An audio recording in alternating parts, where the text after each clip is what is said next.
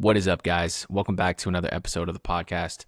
Today, we're going to talk about how you shouldn't try to max out every single area of your life at the same time. This is something that I've been going through for the past 5 to 10 years, probably. I've been highly invested in my own personal development and my own growth. And on this podcast, I talk about 5 pillars of health in which people should focus on if they want to holistically improve their life. And these 5 pillars are mental, physical, spiritual, emotional, and financial health. And so I'm of the belief that if you're moving forward 1% across each of those different pillars of life, on the whole, you're going to be improving your life dramatically. Okay. Even if it's just a small amount in one area at a specific time, you're going to look back six months from now and you're going to be an entirely different person. And that's what I've tried to apply and practice in my own life for many years now. Every time I do my New Year's resolutions, I focus on these 5 pillars and I think, okay, how am I doing in these areas? What could I do better? What do I need to cut out? And so on and so forth. And as I've tried to do this exercise, as I've tried to maximize these different areas of my life, I've found that you can only really max out 3 pillars at a specific time. You can only really be going super hard, and I mean 100% effort, 100% plus effort in 3 different areas of your life, and naturally those other 2 areas are going to fall off. Let's say, for example, you're killing it in your career. You're going 100% in your career. You're working super hard to build your brand up, to build your business, to level up your current position, and you're also doing well with your romantic relationships, and you're also doing well with your fitness. If you're going 100% in each of these areas, I really feel like something will fall off on the other 2. So that could be your spiritual practice, your faith, your meditation. It could be your social relationships. It could be how much time you have to relax and, practice your hobbies or work on your downtime. And I always just felt like I would be going super hard in one area of my life and it would be on 100%. I would be so satisfied with how my fitness was going or how my relationships were going.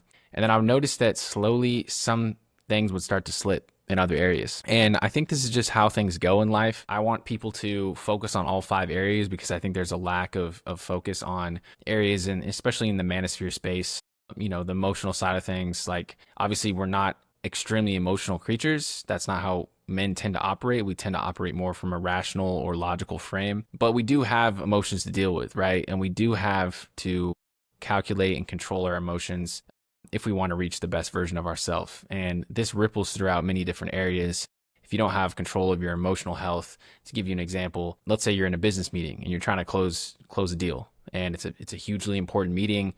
This is what you worked towards for the last, 5 years. And if you're in that meeting and you perceive someone saying something that's a slight to you, you perceive that someone is dissing you, and you react in a rash way, you snap back at them, you diss them, you walk out of the room, you storm out of the room, you're not going to be able to achieve your business or your financial success if you don't have that emotional control, that emotional regulation. So these things are all interconnected. And that's why I advocate for people to focus on all 5 of these pillars.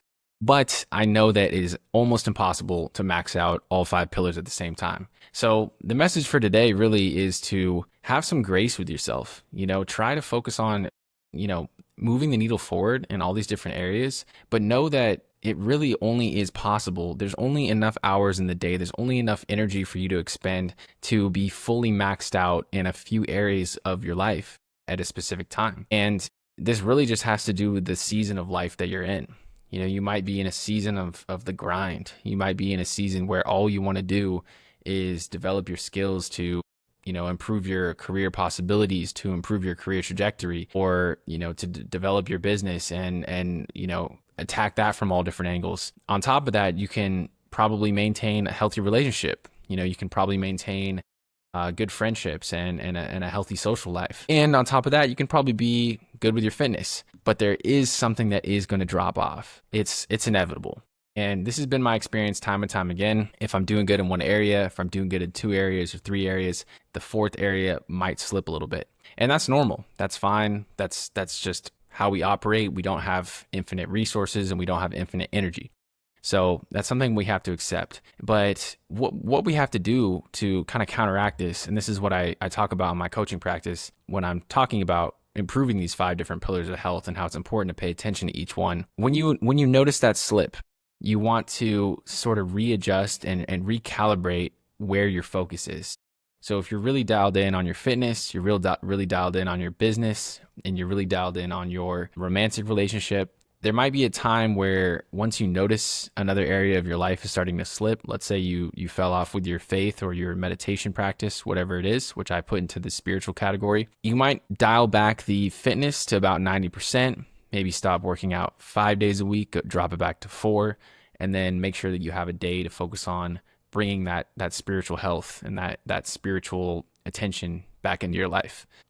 There's ways that you can go about this too when you're operating at 100%, once you reach a certain milestone. So if you're operating at 100%, you're going all in on your business. Once you hit a certain amount of recurring revenue or a certain amount of savings for a specific amount of time, let's say 3 months, your goal is to save $2,000 every month. For 3 months, once you stack up $6,000, you can take the foot off the gas just a little bit and apply that 10% of effort, that was focused on your business or focused on your career. Apply that 10% effort back to the spiritual side or back to the social side, whatever you're focused on or whatever needs attention. And in this way, you can sort of balance out between all 5 of these areas. It's a natural ebb and flow as you go through life. You can't possibly be going 110% across all 5 areas, because that's only a way towards burnout.